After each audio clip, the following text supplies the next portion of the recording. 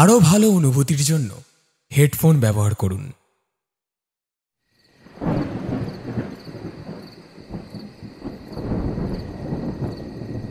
শ্রাবণ মাসের ভারী বর্ষণ মুখর রাত্রি, ঝমঝমিয়ে বৃষ্টি পড়ছে, চারিদিকে ঘুটঘুটে অন্ধকার। স্টেশন চত্বর একেবারে শুনশান, একটি জনমানবেরও দেখা মেলে না কোথাও। ব্যাঙের গ্যাঙর গ্যাং ডাক ও ঝিঝির একটানা শব্দ রাতের নিস্তব্ধতাকে ভঙ্গ করছে।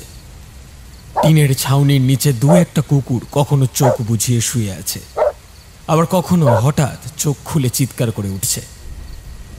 এই সময় এই স্টেশনের মাঝে মাঝে দু একটা মালগাড়ি ছাড়া যাত্রীবাহী ট্রেন থাকে না বললেই চলে। দিনের অন্যান্য সময়েও 4-5 ঘন্টা পর পর একটি করে লোকাল ট্রেন থামে।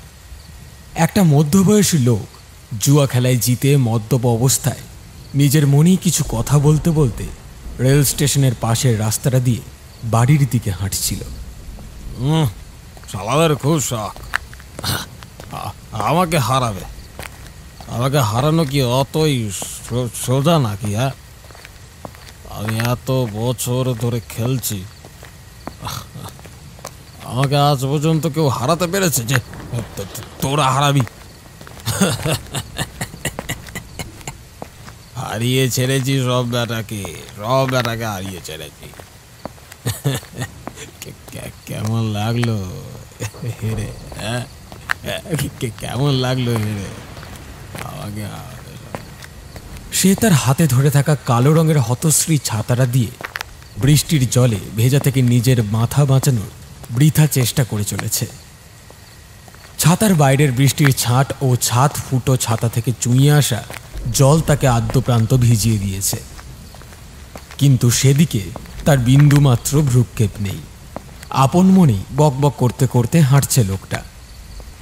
লাল মরম বিছানো রাস্তা বৃষ্টির জলে ধুয়ে গিয়ে মাঝে মাঝে বড় বড় সুরকিগুলো মাথা উঁচিয়ে রয়েছে। অন্ধকারে সেই সব ডিবিগুলো চোখে না পড়ায় হঠাৎ হোঁচট খেয়ে পড়ছে লোকটা।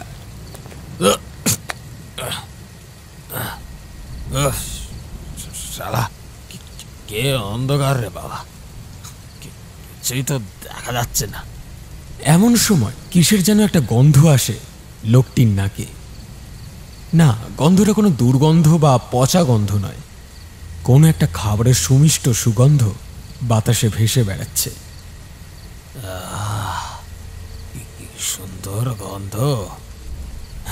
গন্ধটাই তো খিদে পেয়ে গেল, কিন্তু গন্ধটা আসছে কোত্থেকে? দেখি তো গন্ধটা কোথা থেকে আসছে। আজ বড় দাম মেরেছি, একটু আনন্দ না করলে হয়? আনন্দ করতেই হবে। বাতাসে সেই সুবাসের ঘ্রাণ নিতে নিতে স্বাভাবিকভাবেই তার খাদ্যরস জাগরিত হয়। ক্ষুধার্ত কুকুরের মতোই লোকটি গন্ধের উৎস সন্ধানে ব্যস্ত হয়ে পড়ে। সেই গন্ধের টানেই লোকটি ছুটে আসে প্ল্যাটফর্মের পাশেই একেবারে মাঝামাঝি অংশে একটি ফাস্ট ফুডের দোকানের সামনে। কিরকম একটা বিহল দৃষ্টিতে দোকানটার দিকে কিছুক্ষণ তাকিয়ে থাকলো লোকটা। এইখানে এই দোকানটা হলো বলে, আগে তো দেখিনি। উড়ে উড়ে এলো নাকি?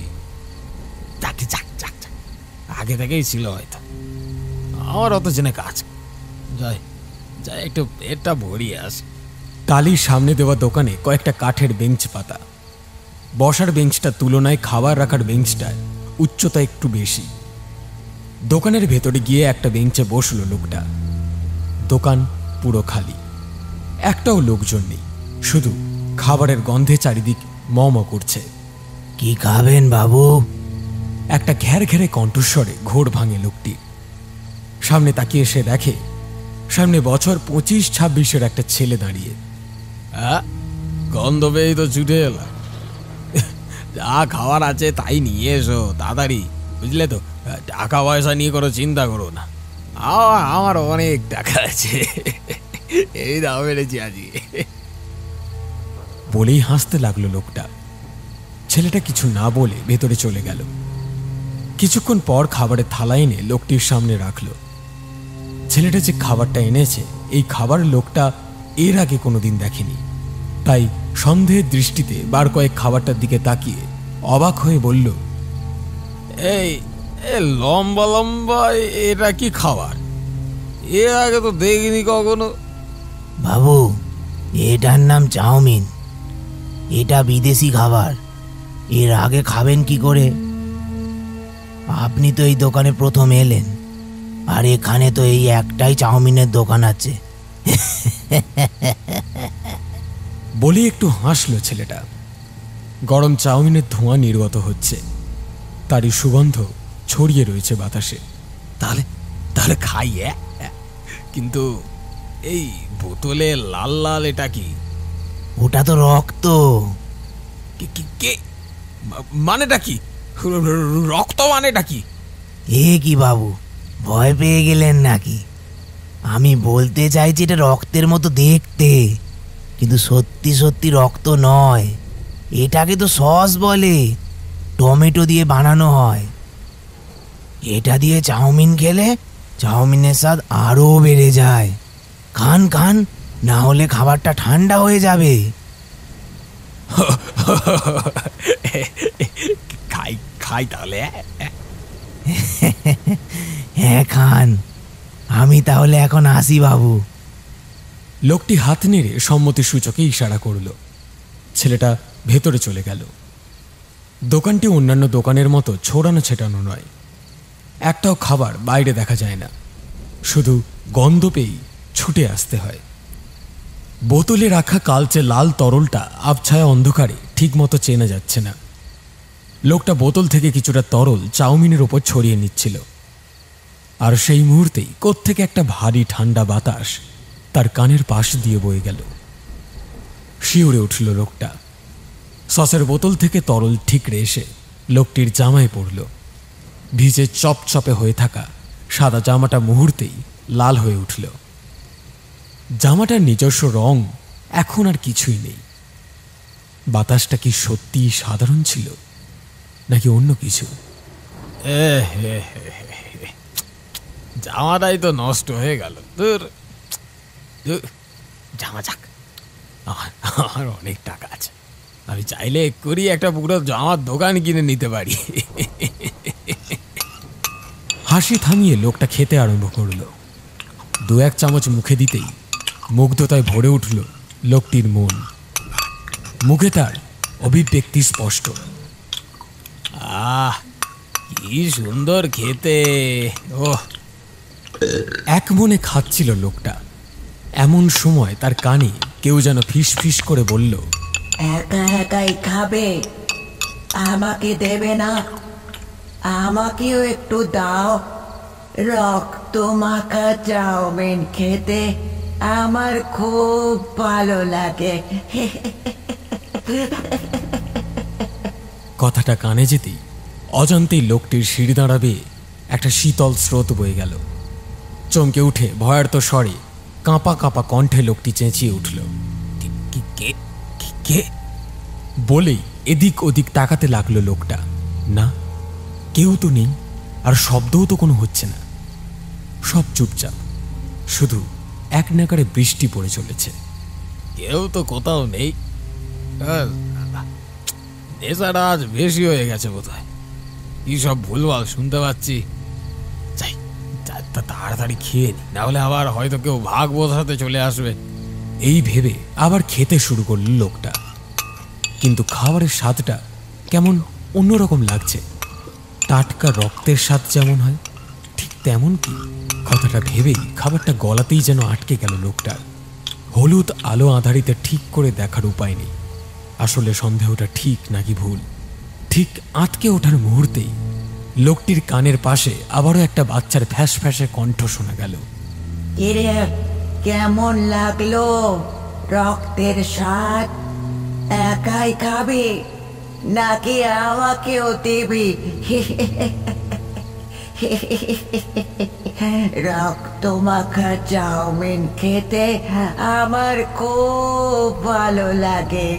টাটকা রক্ত।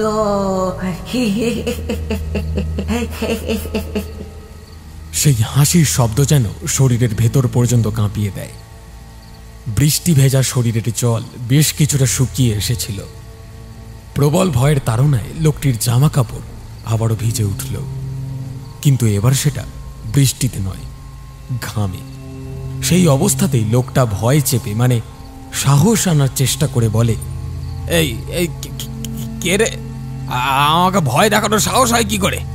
বলেই খাবারের থালার ওপরে হুড় হুড় করে বমি করে দিল লোকটা, আর সেই ফ্যাঁস ফ্যাঁসে কণ্ঠে হাসির শব্দ শোনা গেল।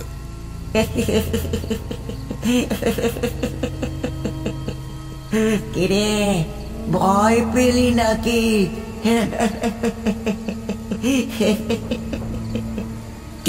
কে?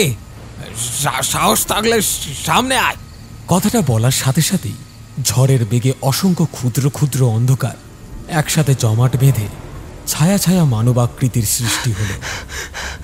লোকটির মুখ থেকে আর কোনো কথা বের হলো না, শুধু গলা থেকে কিছু অসঙ্গতিপূর্ণ শব্দ বের হয়ে গেল। একটা ছায়ামূর্তি ধীরে ধীরে স্পষ্ট হয়ে উঠল। সেই ছায়ামূর্তিটা একটা বাচ্চা। তার মাথাটা একদিকে কিছুটা কাত হয়ে আছে, তার চোখ দুটো টকটকে লাল শিখার মতো জ্বলছে। সেখান থেকে আগ্নেয়গিরির লাভার মতো হলকা বেরিয়ে গড়িয়ে পড়ছে চোখ দিয়ে। মুখে এক রহস্যজনক হাসি লেগে আছে। হাসির উপলক্ষে বেরিয়ে থাকা সেই বিভৎস ভয়ানক সাদা দাঁতের শাড়ি দেখে অতি সাহসী ব্যক্তিরও ভয়ে হৃদযন্ত্র বিকল হয়ে যেতে পারে, এমনই ভয়ঙ্কর সেই ছায়ামূর্তি। হাসতে হাসতে সেই ছেলেটি এগিয়ে আসতে লাগলো লোকটির দিকে। লোকটি এক পা করে পিছিয়ে যেতে লাগলো। ছেলেটি চাউমিনের থালা রাখা বেঞ্চের সামনে এসে দাঁড়ালো। খাবারের দিকে তাকিয়ে লোভে তার মুখ থেকে লালা গড়িয়ে পড়ল। তারপর লাল টকটকে জিভটা দিয়ে ঠোঁটটা একবার চেটে নিল ছেলেটা। তারপর লোকটির বমি করা সেই চাউমিনটা দু হাতে গোগ্রাসে খেতে লাগলো সে। এই ঘটনা দেখে লোকটির সারা শরীর ঘিন ঘিনিয়ে উঠল। ভয়ের চোটে তার নেশা এতক্ষণে সম্পূর্ণ কেটে গিয়েছে। আবারও গা গুলিয়ে জন্মের খাবার বেরিয়ে এলো তার পেট থেকে।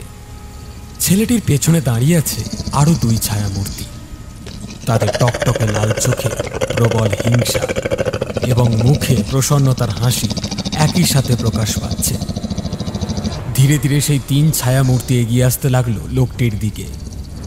তাদের মুখে অদ্ভুত এক প্রশান্তির হাসি। কি ভয়ঙ্কর সেই হাসি!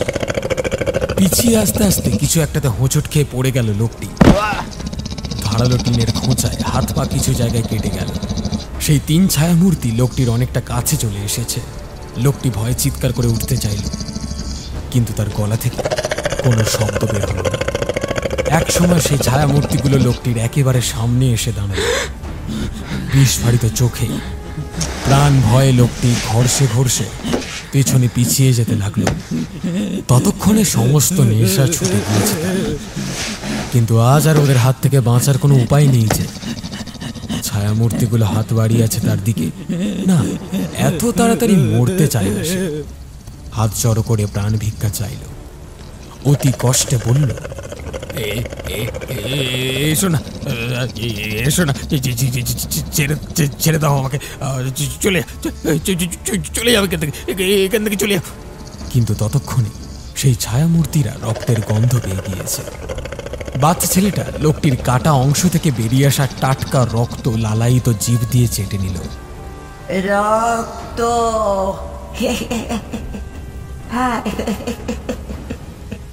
বাচ্চাটা উল্লাসের হাসি হেসে উঠল। ভয় কুঁকড়ে সিঁধিয়ে গিয়েছে লোকটা। সে যে এখনো হৃদযন্ত্র বিকল হয়ে মারা যায়নি, এটাই অনেক বড় ব্যাপার। মৃত্যুকালে বোধ হয় একটা শেষ শক্তি জাগরিত হয়। সেই শক্তি বলে ওকে বাঁচতে হবে, অন্তত বাঁচার একটা শেষ চেষ্টা করতেই হবে। লোকটিও তাই করল। বাঁচার শেষ চেষ্টা করে গলায় জোর আনল সে। উঠে দাঁড়িয়ে চিৎকার করে সে বলে উঠল,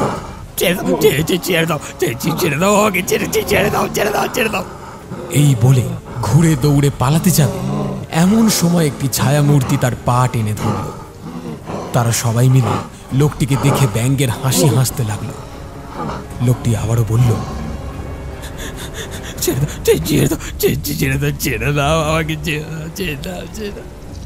কিন্তু না, আর যে তারা তাকে ছাড়বে না। তারা যে রক্তের স্বাদ পেয়ে গিয়েছে। লোকটির শরীরে যেন আর কোনো সারই নেই। ক্রমেই নিস্তেজ হয়ে আসছে তার শরীর। আর কোনো রকম ভয় কিংবা বাঁচার জন্য অদম্য ইচ্ছা তার মধ্যে প্রকাশ পাচ্ছে না। লোকটি নিশ্চল দাঁড়িয়ে রইল সেখানে।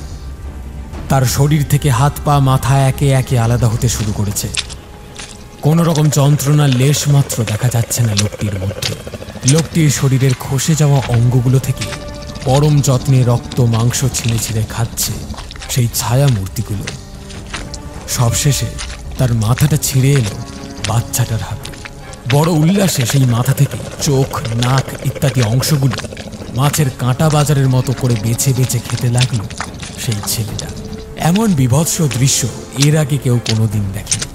গভীর রাতে এই বিভীষিকাময় মায়া হয়তো কেউ বোঝে না। নিস্তব্ধ রাতে এমন এক ভয়ঙ্কর ঘটনা ঘটে গেল, যার সাক্ষী রইল শুধু অন্ধকারে এক নাগাড়ে ঝরে চলা মেঘের কান্না।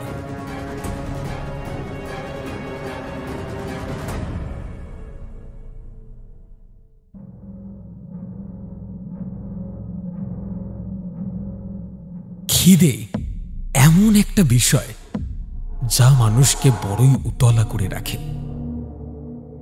এক অতৃপ্ত বাসনা যা কখনোই পূরণ হয় না। আর এই বাসনা নিয়েই যারা এই জগতের দেওয়াল টপকে যায় তারা কোথাও আর শান্তি পায় না। বুঝতে পেরেছেন কিসের কথা বলছি? হ্যাঁ, তার বড় খিদে। আসছে সে। শুনতে থাকুন আজকের গল্প, লেখক সূর্য মাইতির কলমে খিদে।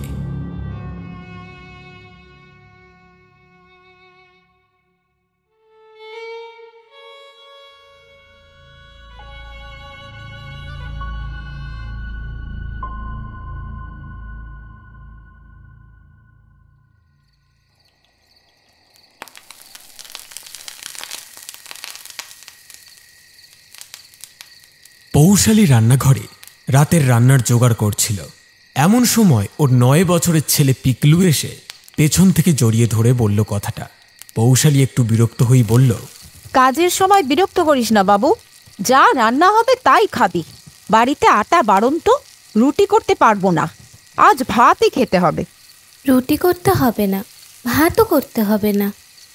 তাহলে কি না খেয়ে পেটে গামছা বেঁধে থাকবি সবাই? মা তুমি কি বোকা গো? পেটে গামছা বাঁধলে কি খিদে কমে যায় নাকি? খিদে তো কমে চাউমিন খেলে। চাউমিন? চাউমিন কোথায় পাবি তুই? কেন মা, বুলাই কাকার দোকানে। ওই যে রেলগাড়িগুলো যায় না, ওর পাশেই তো বুলাই কাকার চাউমিনের দোকান। পিকলুর কথা শুনে মাথাটা বেজায় গরম হয়ে গেল পৌশালীর। মাতালের ছেলের শখ, ভাত খাবে না চাউমিন খাবে। বাপ মদ খেয়ে সারা দিন ফুর্তি করছে আর ছেলে নাকি চাউমিন খাবে। বাপকে বল না মদ না খেয়ে সংসারে কটা টাকা দিতে। এই যে দুবেলা ভাতের কাঁড়ি গিলতে পাচ্ছিস, কার জন্যে? এই আমার জন্য। আমি বাড়ি বাড়ি ঝিগিরি করে 2 পয়সা আনি বলে তো খেতে পাস, না হলে তো তাও জুটতো না। তোর মাতাল বাপের কোনো দিকে খেয়াল আছে? চাউমিন খাবে, যা গিয়ে পড়তে বস। আমি ভাত বসিয়ে এক্ষুনি আসছি, পড়া ধরবো। তখন যদি পড়া না পেরেছিস, এই যে বাঁশের কঞ্চি দেখছিস, এই দিয়েই পিঠের ছাল চামড়া গুটিয়ে ছাড়বো একেবারে। চাউমিন খাবে চাউমিন, এত খেটে পড়তে পাঠাচ্ছি সেদিকে খেয়াল নেই। মাঝে মাঝে মনে হয় গোষ্ঠী সূত্র সবাইকে বিষ খাইয়ে মারি আর নিজেও মরি, তাহলে যদি আমার বুকের জ্বালা চুবে। মায়ের কথা শুনে মাথা নিচু করে শুকনো মুখে রান্নাঘর থেকে বেরিয়ে গেল পিকলু। এসে বসল বই খাতা বিছানো ছেঁড়া মাদুরিটার ওপর। বইয়ের পাতায় চোখ রাখতেই টলটলে জল ভরা চোখ দিয়ে 2 ফোঁটা অভিমানের অশ্রু গড়িয়ে পড়ল বইয়ের খোলা পৃষ্ঠার উপর। জল ভরা ঝাপসা চোখে এখন তার অনেক জিজ্ঞাসা। পাশের বাড়ির টাবলু, লজেন্স ওরা সবাই এক বয়সী। ওদের বাবা ওদের কত কিছু দেয়, যখন যা চায় তখন তাই এনে দেয় ওদের বাবা মা। কত ভালো ভালো খাবার খায় ওরা। তাহলে ওর বাবা মা কেন ওকে ভালো ভালো খাবার খাওয়াতে পারে না? কেন ওর বাবা ওর মায়ের আর ওর খেয়াল রাখে না?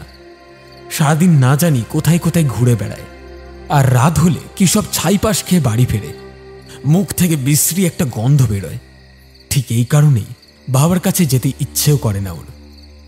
কিন্তু না, আজ বাবা বাড়ি ফিরলে পিগলু বাবার কাছে যাবে, বাবার কাছে জানতে চাইবে কেন বাবা আর সকলের বাবার মতো তাদের খেয়াল রাখে না, কেন তাদের পছন্দ অপছন্দ কোনোদিন জানতে চায় না।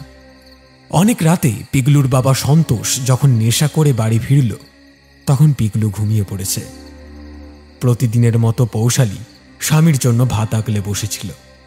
স্বামী নেশা করে এসে যতই মারধর করুক আর যাই করুক, তবু সেই তো তার স্বামী। সন্তোষ পৌশালীকে ভালো না বাসলেও সে তো বাসে, তাই প্রত্যেক দিনের এই একই রুটিন। মাঝে মাঝে মনে হয় এই ঘর সংসার ছেড়ে বাপের বাড়ি চলে যায় ছেলেটাকে নিয়ে, কিন্তু বাপের বাড়ির অবস্থাও ততই পচো।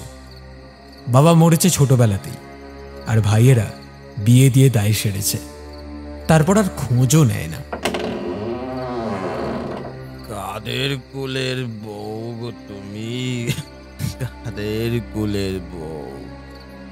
যমুনা জল আনতে যাচ্ছ, সঙ্গে নেই তো কেউ। তুমি পৌশালী খাবার আগলে বসে ঘুমে ঢলছিল। সন্তোষ গান গাইতে গাইতে টলতে টলতে ঘরে ঢুকতেই সে সজাগ হয়ে বসল। রোজকার মতোই সন্তোষকে মাতাল অবস্থায় দেখে মাথায় রাগ চড়ে গেল তার।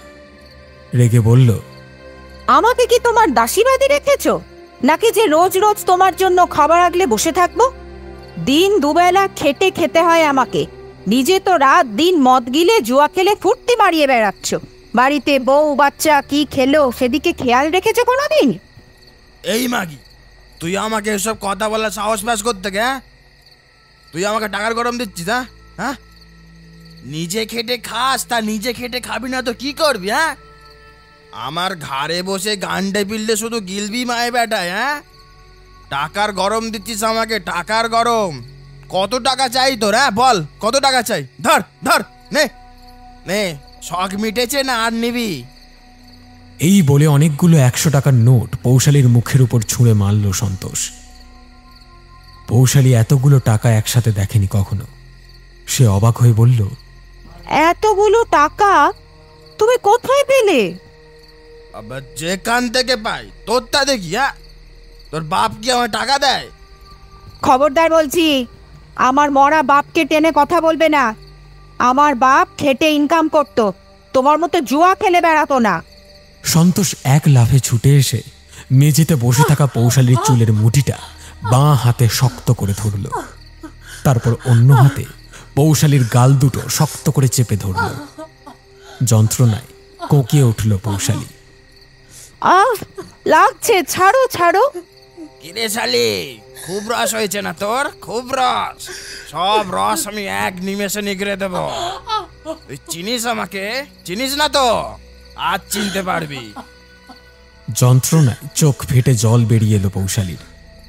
ছেলেকে কোন রকমের দুটো ফ্যান গলা নুন ভাত, এক টুকরো আলু সেদ্ধ দিয়ে মেখে খাইয়ে শাশুড়ির ঘরে ঘুম পাড়িয়ে এসেছে। বাড়িতে একটাই ছোট আলু ছিল, সেটাই সেদ্ধ করে দিয়েছে। পিকলুর আজ খাওয়ায় মন ছিল না, শুধুমাত্র সন্ধেবেলা মায়ের কাছে বকা খেয়েছিল বলে রাতে খাওয়ার সময় সে আর ভয়ে কিছু বলতে পারেনি। ওইটুকু ছেলে রোজ রোজ শুধু নুন ভাত পেটে রুচবে কেন? এদিকে বাপ মায়ের এমন কাণ্ড কারখানা দেখলে ছেলেটার মনের উপর যে কি প্রভাব পড়বে তা বলে বোঝানো দুষ্কর। ক্রমেই যেন হিংস্র হয়ে উঠছে সন্তোষ। পৌশালীর গলা থেকে থুতনি পর্যন্ত শক্ত করে ধরে দাঁতে দাঁত চিপে সে বলল, দেখ, আজ তোর সব রস নিগড়ে দেবো, দেখ আর মজা নে। তারপর এক হ্যাঁচকা টানে ও পৌশালীকে মাটিতে ছুঁড়ে ফেলে দেয়। হিংস্র বাঘের মতো ঝাঁপিয়ে পড়ে তার উপর। তারপর চলতে থাকে স্বামী নামক ধর্ষকে উন্মাদ কামুক হর্ষলীলা। সেই কবে থেকেই এই একই রুটিন চলে আসছে। আগে তাও এই ঝাঁপিয়ে পড়া স্পর্শে প্রেমের অনুভূতি ছিল, তখন সন্তোষের স্পর্শে পৌশালী শান্তি খুঁজে পেত, যার ফলস্বরূপ ওদের দুজনের সন্তান পিকলু। কিন্তু এখন সেসব কিছুই অনুভূত হয় না। না আছে ভালোবাসা, আর না আছে সেই প্রেমের স্পর্শ। প্রতি রাতে অজীবিত বস্তুর মতো ধর্ষিত হয়ে চলেছে সে। তবুও এই মানুষটাই তার স্বামী, তার ভগবান। তবু ওই মানুষটাকেই সে ভালোবাসে। তীব্র ঘৃণা করতে চেয়েও ঘৃণা করতে পারে না। ভালোবাসা যে এমনই, যাকে ভালোবাসা যায় তাকে কি আর সহজে ঘৃণা করা যায়? কোনরূপ প্রতিবাদ করে না পৌশালী। কোনো কিছুতেই তার যেন আর কিছুই যায় আসে না, কারণ সে জানে এই সময় সন্তোষ হিংস্র হয়ে ওঠে। তার সাথে শক্তিতে পৌশালী পারবে না, তাই মুখ বুজে সহ্য করে সন্তোষের সমস্ত অত্যাচার।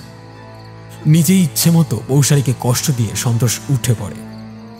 তারপর পৌশালীর পাছায় একটা সজোরে লাথি কষিয়ে ঘর ছেড়ে বেরিয়ে যায় সন্তোষ। অবশ্য বেশি দূরে কোথাও যেতে পারে না সে। দরজার সামনে গিয়ে পড়ে যায়। বেশিরভাগ দিন এমনটাই হয়। এসব দেখে অভ্যস্ত পৌশালী তারপর নিজেই অচেতন সন্তোষকে টেনে ঘরে নিয়ে আসে। আজও তাই হলো। গা গতর ব্যথা হয়ে গিয়েছে তার। সেই শরীরেই সন্তোষকে টেনে ঘরের ভেতর নিয়ে আসে। তারপর সন্তোষকে বিছানায় শুইয়ে দেয়। আজ আর খাওয়া হলো না। ভাতের থালা যেমনিতে তেমনই পড়ে রইল। প্রায় দিন এমনই হয়, সন্তোষ না খেলে পৌশালীও খায় না। আর যেদিন সন্তোষের মন মেজাজে ভালো থাকে সেদিন ওরা একসাথে খায়। আজ অবশ্য সন্তোষ খায়নি, ভালোই হয়েছে। নইলে ঠান্ডা নুন ভাতে দেখে নির্ভাত ভাতের থালা ছুঁড়ে ফেলে দিত। ভাতের থালা থেকে অর্ধেক আলুটা ধুয়ে আবার ভাতের হাঁড়িতে রেখে দিল পৌশালী। তারপর মাটিতে ছড়িয়ে থাকা 100 টাকার নোটগুলো পরম যত্নে কুড়িয়ে নিয়ে বিছানার তোষকের নিচে রাখল। রাগের মাথায় হলেও বহুদিন পর সন্তোষের হাত থেকে টাকা গলেছে, নইলে তার হাত থেকে 1 টাকাও গলে না। কত লোকের কাছে কত দেনা হয়ে আছে। কাল সকালে কিছু টাকা অন্তত শোধ দিতে পারবে। মুদি দোকানে আগের কিছু টাকা শোধ দিয়ে আবার হয়তো ধারেই চাল ডাল মশলাপাতি নিয়ে আসতে হবে। ছেলেটা চাউমিন খাবে বায়না করছিল। এর থেকেই কিছু টাকা বাঁচিয়ে না হয় চাউমিন খাওয়াতে নিয়ে যাবে কাল। যতই হোক, ও তো ছোট একটা শিশু, আর 5টা বাচ্চার মতো ওরও তো শখ আহ্লাদ থাকতে পারে। তক্তপোষের পায়ার ঠেক দিয়ে বসে এসব কথাই ভাবছিল পৌশালী। চোখ দিয়ে 2-1 ফোঁটা অশ্রু গড়িয়ে মাটি ভিজিয়ে দেয়। সেই অবস্থাতেই একসময় পরনের কাপড়ের আঁচল মাটিতে বিছিয়ে শুয়ে পড়ে সে। সারাদিনের ক্লান্তি ও একরাশ দুশ্চিন্তার পাহাড় নিয়ে ঘুমের দেশে পাড়ি দেয় পৌশালী।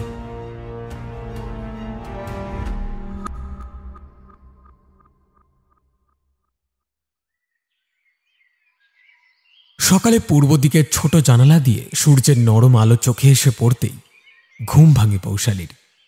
অন্যদিন আরো ভোরে ঘুম থেকে ওঠে সে, কিন্তু আজ একটু দেরি হয়ে গেল। এরপর আবার 3-4টে বাড়িতে ঝিয়ের কাজ করতে হবে।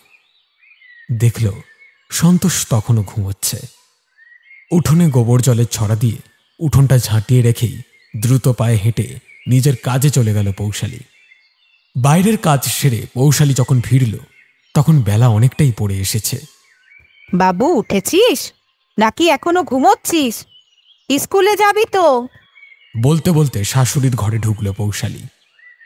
ঘরে গিয়ে দেখল পিকলু বিছানায় বসে আছে। কি হলো? ডাকছি সরা দিচ্ছিস না কেন? স্কুলে যেতে হবে না? আজ তো রবিবার মা, আজ তো স্কুল ছুটি। ও, আজ রবিবার। হ্যাঁ হ্যাঁ, আমি তো ভুলেই গেছিলাম। ঠিক আছে, তুই উঠে পড়, আমি দেখি তোর বাপ উঠল কিনা। বাবা তো একটু আগেই বেরিয়ে গেছে মা, আমার কাছে এসেছিল যাওয়ার আগে। আজ আমি বাবাকে সব বলেছি। সব বলেছিস মানে? কি বলেছিস? বলেছি, বাবা তুমি আমার সাথে আর মায়ের সাথে কেন এমন করো? তোমার সাথে আমার কোনো দিন দেখা হয় না, কতদিন পর এই আজ দেখা হলো। মা কত কাঁদে, ঠাম্মিও কাঁদে, আমার খুব কষ্ট হয় বাবা। ওই যে ওদের বাড়ির টাবলু, লজেন্স, ওরাও তো আমার বয়সী, ওদের তো কত কিছু আছে, আমার তো কিছুই নেই বাবা। আমার কথায় মুচকি হেসে বাবা বলল, তা পিকলু বাবু, দেখছি তোমার খুব অভিমান হয়েছে। তা বলো তো বাবা, তুমি কি চাও? যা চাইবো তাই দেবে তো? হ্যাঁ হ্যাঁ, নিশ্চয়ই দেব। তুমি বলো তুমি কি চাও। স্টেশনের ওখানে বুলাই কাকার চাউমিনের দোকান হয়েছে। আমি কোনো দিন চাউমিন খাইনি। মাকে কাল বলেছিলাম চাউমিন খেতে যাব, কিন্তু মা খুব বকেছে। তুমি আমায় চাউমিন খেতে নিয়ে যাবে বাবা? আচ্ছা বাবা, তাই হবে। আজ সন্ধেবেলা ভালো জামা প্যান্ট পরে রেডি থেকো, আমি এসে তোমাকে চাউমিন খাওয়াতে নিয়ে যাব, কেমন? বলেই বাবা আমাকে একটু আদর করে বেরিয়ে গেল। কি বলছিস, বেরিয়ে গেছে? পৌশালী যেন একটু অবাক হয়, ছুটে পাশের ঘরে চলে যায়। ঘরে ঢুকে দেখে বিছানা লণ্ডভণ্ড। সে যা সন্দেহ করেছিল ঠিক তাই। বিছানা তন্ন তন্ন করে খুঁজেও গত রাতে লুকিয়ে রাখা টাকার একটা টাকাও খুঁজে পায় না। হতাশ হয়ে মাটিতে বসে পড়ে পৌশালী। রাগে দুঃখে অপমানে তার চোখ ফেটে নোনা জল গড়িয়ে পড়ে। ভেবেছিল ওই টাকা দিয়ে কিছু ধার শোধ করে বাজার করে এনে আজ ভালো মন্দ কিছু রান্না করবে, কিন্তু তার হলো না। দোষটা অবশ্য তারই। টাকাগুলো অন্য কোথাও কিংবা নিজের কাপড়ের আঁচলে বেঁধে রাখলে ভালো করতো বোধ হয়।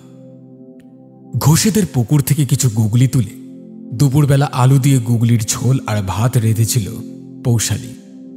অন্যদিন হলে পিকলু খেতে বসে থালার দিকে তাকিয়ে ভাতের থালায় আঁকি বুকি কাটে।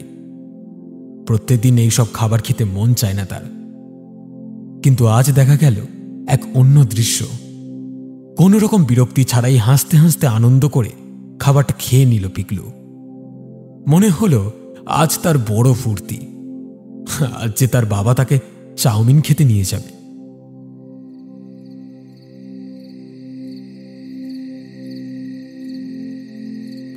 আশায় আশায় বসে থেকে বিকেল গড়িয়ে সন্ধে নামল।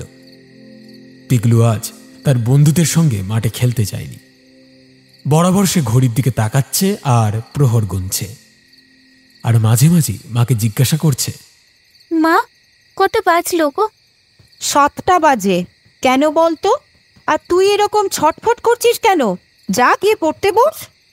ঠিক আছে, যাচ্ছি। বাবা এলে আমাকে কিন্তু ডেকে দিও। আজ তো চাউমিন খেতে যাবো আমরা, তুমিও যাবে আমাদের সঙ্গে, খুব মজা হবে আজ। পিকলু মন দিয়ে পড়ছিল। পড়তে পড়তে অনেকটা রাত হয়ে গেল, কিন্তু সন্তোষের পাত্তা নেই। আজও নিশ্চয়ই মদ খেয়ে লোড হয়ে আছে। ছেলেকে দেওয়া কথা তার হয়তো মনেই নেই। পিকলু বিরক্ত হয়ে ঘরের বাইরে বেরিয়ে এলো। পৌশালীও সন্তোষের আসার অপেক্ষায় পথে বসেছিল। পিকলুর ডাকে তার হুঁশ ফিরল। বাবা এখনো আসেনি মা? না রে, আসেনি। বাবা কেন আমাকে মিথ্যে বললো মা? পিকলুর চোখ ছলছল করে উঠল। কান্নায় ভারী হয়ে এলো তার গলার স্বর। বড্ড আঘাত পেয়েছে ছেলেটা। পৌশালী ছেলেকে সান্ত্বনা দিয়ে বলল, এ কি, তুই কাঁদছিস কেন বাবু? আরে এখনো সময় আছে, বাবা চলে আসবে, দেখিস।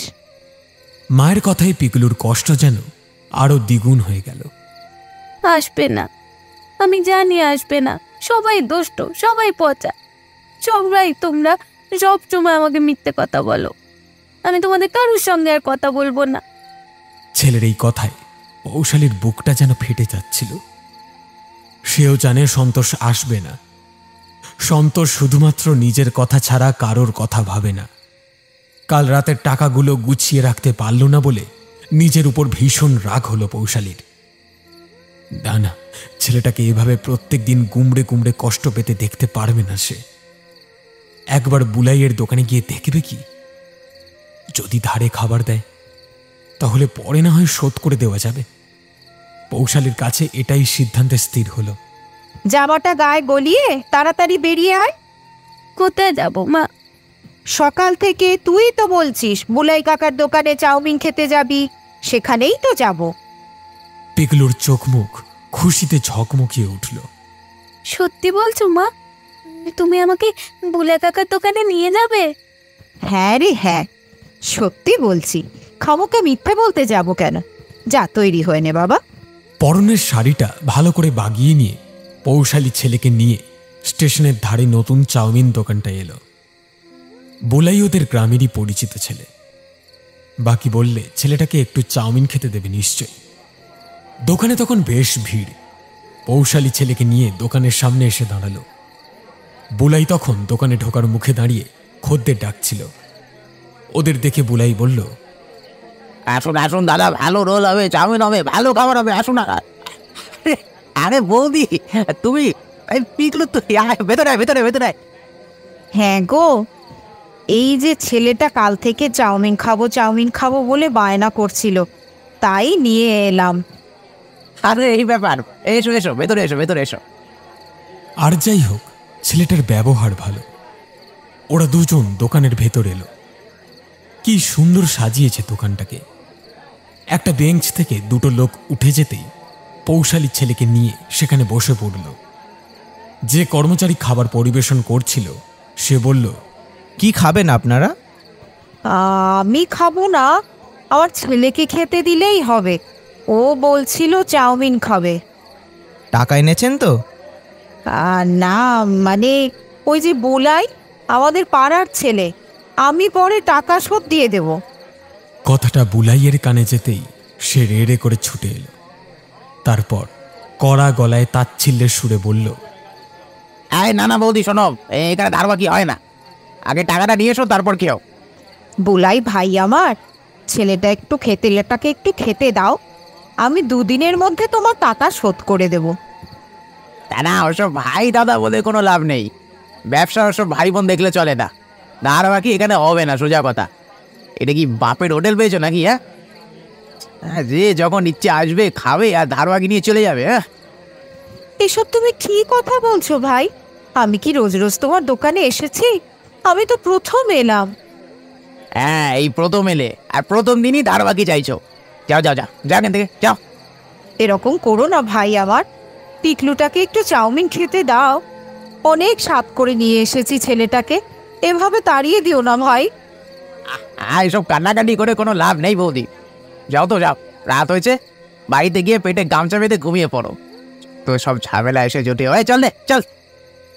পিকলু এতক্ষণ চুপচাপ ফ্যাল ফ্যাল করে একবার মায়ের দিকে আর একবার বুলাই কাকার মুখের দিকে চাইছিল। একমাত্র পেটে গামছা বাঁধা ব্যাপারটা ছাড়া আর সমস্ত কথাই সে বুঝতে পেরেছে। এত অপমান আর সহ্য হলো না ছোট্ট পিকলুর। চোখ ফেটে কান্না বেরিয়ে আসতে চাইল। মুখে কোনো কথাই জোগালো না তার। রাগে দুঃখে দোকান থেকে ছুটে বেরিয়ে গেল সে। ছুট লাগালো রেল লাইনের দিকে। পৌশালীও ছুটল তার পিছু পিছু। সেই সময় মালগাড়িটা দ্রুত বেগে রেল লাইন দিয়ে ছুটে আসছিল। পিকলু দিক বিদিক শূন্য হয়ে ছুটতে ছুটতে গিয়ে পড়ল রেল লাইনের উপর। পৌশালীও ছেলেকে বাঁচাতে দিক বিদিক জ্ঞান শূন্য হয়ে ছুটতে লাগলো। চিৎকার করে ডাকলো, দাঁড়া বাবু দাঁড়া, যাস না বাবু দাঁড়া, সামনে গাড়ি আসছে বাবু। পৌশালীও থামল না। ছেলেকে বাঁচানোর আশায় লাফ দিল রেল লাইনের উপর। সাথে সাথে মুহূর্তের মধ্যেই ট্রেনটা দ্রুত বেগে ওদের মা ও ছেলেকে কোনো রকম করুণা ছাড়াই পিষে দিয়ে চলে গেল। ভবিতব্য কোনো রকম ভবিষ্যৎবাণী ছাড়াই মৃত্যুর কোলে টেনে নিয়ে গেল একটা হতদরিদ্র সংসারকে। ওদের মা ছেলের মাথা থেঁতলে গিয়েছিল। প্রত্যক্ষদর্শী ছাড়া আর কারোর পক্ষে সেই দেহ শনাক্ত করা সম্ভব ছিল না। কিন্তু একমাত্র সন্তোষ মদ্যপ অবস্থাতেও ছেলে ও বউয়ের মৃতদেহ চিনতে বিন্দুমাত্র ভুল করেনি। ছেলে বউয়ের মৃতদেহ আঁকড়ে ধরে হাউ হাউ করে কেঁদেছিল সন্তোষ। সেদিন বোঝা গিয়েছিল সন্তোষ মাতাল হতে পারে, কিন্তু পাষাণ নয়।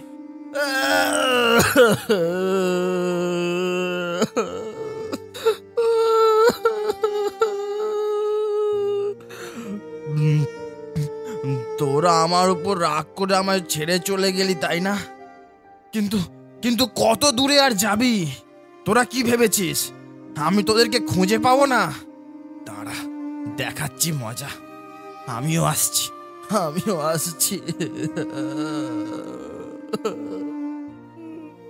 সারা রাত একইভাবে বসে কেঁদেছিল সন্তোষ। কিন্তু সত্যিই বুঝি পৌশালী ও পিকলুকে সে খুব ভালোবাসত। তাই এত বড় আঘাত সে সহ্য করতে পারল না। পরদিন সকালে প্রথম যাত্রীবাহী ট্রেনটা হুইসেল দিয়ে স্টেশন ছাড়ার সঙ্গে সঙ্গেই তার সাথে একটা আর্ত চিৎকার আকাশ বাতাস বিদীর্ণ করে দিয়েছিল। হ্যাঁ, সন্তোষের শেষ চিৎকার ছিল সেটা। বেঁচে থাকতে সে ছেলে বউকে সঙ্গ দিতে পারেনি, কিন্তু মরে গিয়ে এক হয়ে জোট বাঁধল তারা।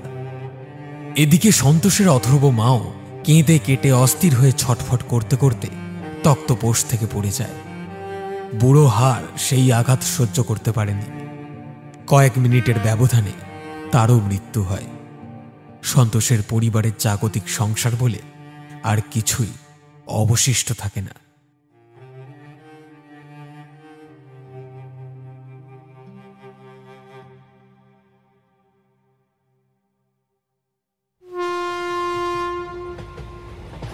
উফ, কি ভীষণ খিদে পেয়েছে রে। এই আর কত দূর রে নয়ন? নয়ন ট্রেনের জানলা থেকে বাইরের দৃশ্য উপভোগ করছিল। এখনো অনেক দূর, চুপচাপ থাক। দীপ্ত, তন্ময় ও নয়ন তিনজন খুব ভালো বন্ধু। বহুদিন পড়ার চাপে ওরা একসাথে কোথাও বেড়াতে যায়নি। তাই হায়ার সেকেন্ডারি পরীক্ষা শেষ হতেই ওরা তিন বন্ধুতে বেরিয়ে পড়েছে নয়নের মামার বাড়ির উদ্দেশ্যে। দীপ্ত একটু পেটুক, ওই পেট মোটা যাকে বলে আর কি। খানিকটা সময় যেতে না যেতেই খিদে পায় ওর। এবার তন্ময় বলল, এই এই তুই একটু আগে তুই ঝালমুড়ি খেলি, এর মধ্যে তোর আবার খিদে পায় কি করে রে? এই একদম বাজে কথা বলবি না তন্ময়। কি এমন খাই রে আমি? আগে কি সুন্দর চেহারা ছিল আমার, তোরা নজর দিয়ে দিয়ে আমাকে পেট রোগা বানিয়ে দিচ্ছিস। আরে শোন শোন, তোরা দুজন ঝগড়া না করে পুরপুরে এই হাওয়ায় একটু ঘুমিয়ে নে। রাতে কিন্তু আজকে তোদের আর ঘুমোতে দেবো না। ঘুমোতে দিবি না মানে? কিছুই না, বহুদিন বাদে মামার বাড়ি যাচ্ছি। শুনেছি গ্রামে নাকি ভূত প্রেতের আনাগোনা বেশি হয়। ভাবছি আজকে রাতে একটু ভূত খুঁজতে বেরোবো। আরে বাস, ভৌতিক অ্যাডভেঞ্চার! আমি রাজি, আমি রাজি। আমাকে ঘুমোতে না দিলেও চলবে, শুধু খাওয়ার বেলেই আমার হবে। আরে চুপ কর, কী সব উল্টোপাল্টা বলছিস তখন থেকে? ভূত প্রেত বলে আদপে কিচ্ছু হয় না। আচ্ছা ঠিক আছে, এখন সব কথা বাদ দে, একটু ঘুমিয়ে রে। বরং ট্রেনে বসে ঘুমানোর বসেটাই আলাদা। হাই তুলে জানালায় ঠেকা দিয়ে চোখ বুঝল নয়ন। দীপ্ত ও তন্ময়ও সেই পথ অবলম্বন করল। স্টেশনে এসে ট্রেনটা ঝাঁকুনি দিয়ে থেমে যেতেই আরামের ঘুমটা ভেঙে গেল ওদের। সাথে সাথে একই সঙ্গে বিশাল ঢেকুর উঠে এলো ওদের পেটের ভেতর থেকে। জিভে অনুভূত হচ্ছে একটা চেনা খাবারের স্বাদ, কিন্তু ওরা তো অনেকক্ষণ হয়ে গেল কিছু খায়নি। তাহলে এই ঢেকুর কিসের? দীপ্ত অবাক হয়ে বলল, এ কি, তোর মুখে ওটা কি লেগে আছে রে নয়ন? আরে সেসব পরে ভাবা যাবে, আপাতত আমাদের গন্তব্য এসে গেছে। চল এখন ট্রেন থেকে নাম আগে। ও চলে এসেছি? আরে আগে বলবি তো। চল চল, নাম তাড়াতাড়ি, একটু ট্রেন ছেড়ে দেবে না হলে। ওরা তাড়াহুড়ো করে ব্যাগপত্র নিয়ে ট্রেন থেকে নেমে পড়ে। ট্রেন থেকে নেমে নয়ন ওদের মুখের দিকে তাকিয়ে অবাক হয়ে বলে, এই তোদের মুখে ওটা কি লেগে আছে রে? কই, মুখে আবার কি লেগে থাকবে? বলে তন্ময় মুখে হাত ঠেকায়। দীপ্ত বলে, আরে নয়ন, তোর মুখেও তো লাল মতো কিছু একটা লেগে আছে। আরে দীপ্ত, তোর মুখেও? ওরা তিনজনই নিজের নিজের মুখে হাত দিয়ে দেখল, সত্যি ওদের মুখে লাল মতো কোনো একটা পদার্থ লেগে রয়েছে। ওরা তিনজনই খুব অবাক হলো ব্যাপারটা দেখে। ঠোঁটটা জিভ দিয়ে চেটে নিয়ে পদার্থটির স্বাদ আস্বাদন করে দীপ্ত বলল, আরে এটা তো সস, কিন্তু আমরা তো কিছু খাইনি। তাহলে মুখে সস কোথা থেকে এলো? তাই তো রে, সস এলো কোথা থেকে? আর তাছাড়া পেটটাও দেখ, একটু ভার ভার লাগছে। তন্ময় কথাটা বলার সাথে সাথে আবার ওদের তিনজনেরই ঢেকুর উঠল একসাথে। নয়ন বিস্মৃত হয়ে বলল, আরে এসব কি হচ্ছে বলতো? আমি তো কিছুই বুঝতে পারছি না।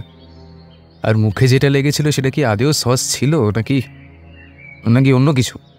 অন্য কিছু মানে তুই কি বলতে চাইছিস? দীপ্তর কথায় নয়ন একটু ভেবে নিয়ে অন্যমনস্কভাবে বলল, রক্ত? তোর মাথাটাই খারাপ হয়ে গেছে, কি সব উল্টোপাল্টা বলছিস তুই?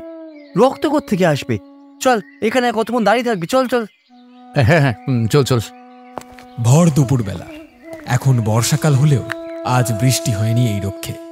স্টেশন থেকে একটা ভ্যান রিক্সা ধরে ওরা পৌঁছে গেল নয়নের মামার বাড়ির গ্রামে। এদিককার পথঘাট এখনো পাকাপোক্ত হয়নি। লাল মাটির মোরাম বিছানো পথ। এমনিতেই গ্রামটা খুবই সুন্দর, চারিদিকে সবুজ গাছপালায় ভরা। একদিকে খাল, অন্যদিকে চাষের জমি, যেখানে সদ্য রোপণ করা সবুজ ধানের চারারা বাতাসে আনন্দে মাথা দোলাচ্ছে। এইসব দেখতে দেখতে ওরা একরকম পৌঁছে গেল নয়নের মামার বাড়িতে। নয়নের মামার বাড়িটা মোটামুটি এই গ্রামের মধ্যে অবস্থাপন্ন একটি পরিবার বলা চলে। এই গ্রামে পাকা বাড়ি প্রায় নেই বললেই চলে, সবই একতলা মাটির বাড়ি। শুধুমাত্র নয়নের মামার বাড়িটা দোতলা মাটির বাড়ি। নয়নের মামা ওদেরকে দেখে এগিয়ে এলো। এই তো তোরা চলে এসেছিস, আসতে কোনো অসুবিধা হয়নি তো? আরে না না মামা, কোনো অসুবিধা হয়নি। ঠিক আছে, আয় আয় আয়, ভেতরে আয়। ওরা ভেতরে এলে নয়নের দাদু ওদের দেখে বলে, আরে দাদু ভাইয়েরা যে, অনেকটাই দেরি হয়ে গেল তোমাদের আসতে। তা আসতে কোনো অসুবিধা হয়নি তো তোমাদের? আরে না না দাদু, আমাদের আসতে কোনো অসুবিধা হয়নি। আচ্ছা, তোমাদের দুজনের নাম কি দাদু ভাই? আমার নাম তন্ময়, আর আমার নাম দীপ্ত। ওরা সবাই দাদুকে প্রণাম করলো। থাক থাক দাদু ভাইয়েরা, আর প্রণাম টনাম করতে হবে না, অনেক বেলা হলো, চলো এবার গিয়ে খেয়ে নেবে। না দাদু ভাই, আমরা এখন কিছু খাবো না। খাবো না বললেই বা তোমাদের ছাড়ছেটাকে? কথাটা শুনে ওরা পিছন ঘুরে তাকালো। নয়নের দিদা রান্নাঘর থেকে বেরিয়ে এসে কথাটা বলল। নয়ন ছুটে গিয়ে দিদাকে জড়িয়ে ধরল। কেমন আছো দিদুন? হ্যাঁ দাদু ভাই, ভালো আছি। তুমি কেমন আছো বলো? আমরা তো দারুণ আছি, আর আরো ভালো থাকতে তোমাদের কাছে চলে এসেছি। বেশ বেশ, তা এরা কি তোমার বন্ধু? হ্যাঁ দিদুন, ও হলো দীপ্ত, আর এ হচ্ছে তন্ময়। ওরা দিদাকে প্রণাম করতে যেতেই দিদা হাত দিয়ে বাধা দিয়ে বলল, আরে থাক থাক দাদু ভাই, এরা আর প্রণাম করতে হবে না। খাবো না বললে চলবে না, চলো খেয়ে নেবে চলো।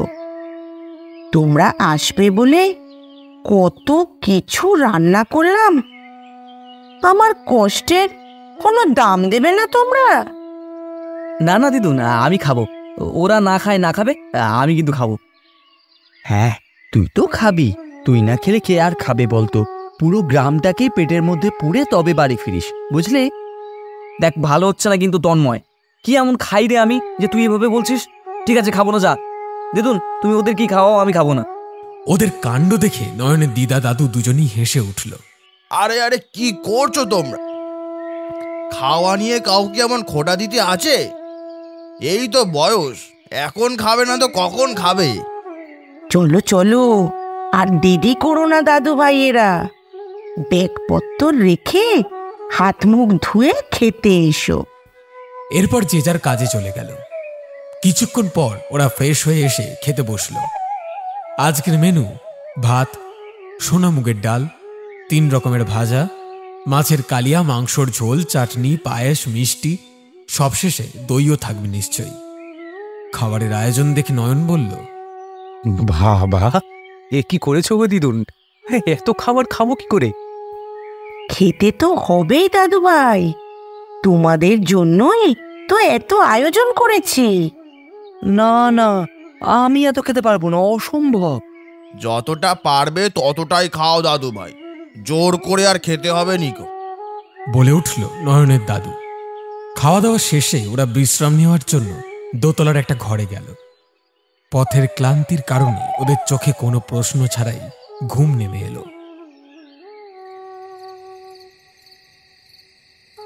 যখন ঘুম ভাঙল তখন গোধূলির হলুদ লাল আলো মরে গিয়ে সন্ধে নামছে।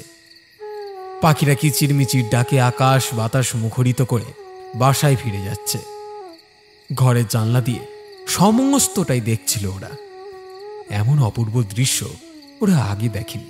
অন্ধকার কিছুটা গাঢ় হতেই দীপ্ত বলল, সন্ধে হলেই না আমার মনটা কেমন ফাস্টফুড ফাস্টফুড করে, বুঝলি? এখানে কি একটা ফাস্টফুডের দোকান নাই রে নয়ন?